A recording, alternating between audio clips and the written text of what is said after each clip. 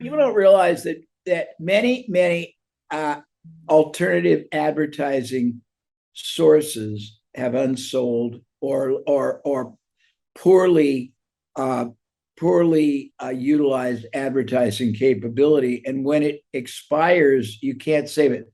A radio station can't add extra time tomorrow from today. It's gone when it's gone.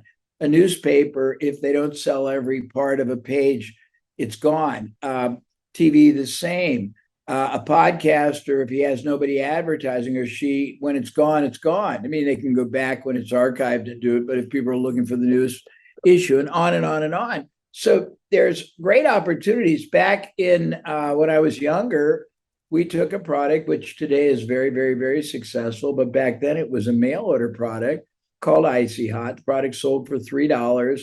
We bought it thinking we were going to just use some of the facilities. We weren't even going to do the product, but upon analysis, we found that every time 10 new people bought a $3 jar, 8 of them repurchased every month, literally forever, until they died or somebody came up with a cure for arthritis. And of the 10, approximately half, 4 bought something else every month from the product line, and that wasn't the whole real opportunity. Of the 4, approximately 2 bought twice a year bulk.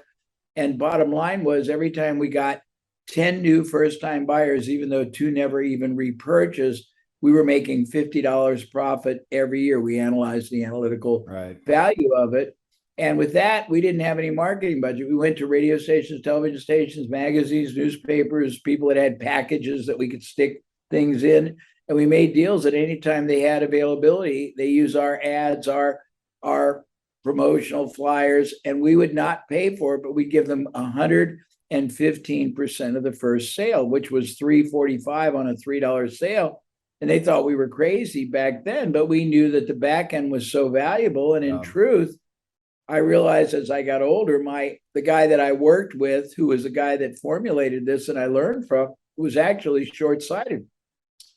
Given the fact that we had an infinite lifetime value, it was literally till they died, we could have paid $49 of the first year's 50, and we still would have been outrageously profitable in year 2, 3, 4. If we had the cash flow. And if we didn't have the cash flow and we could have proved it, we could have gotten almost anybody to finance it.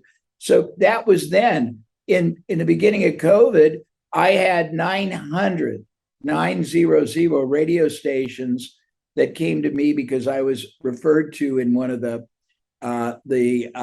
radio newsletters as somebody who could figure out how to monetize, because all these radio stations lost all their advertisers and they had this unsold advertising, and they wanted me to help them, and they were willing to do barter. They were willing to do lead generating. They paid for. They're willing to do sales. They were willing to orchestrate custom deals like events, virtual dinner parties, anything I could come up with that would make the money that was variable.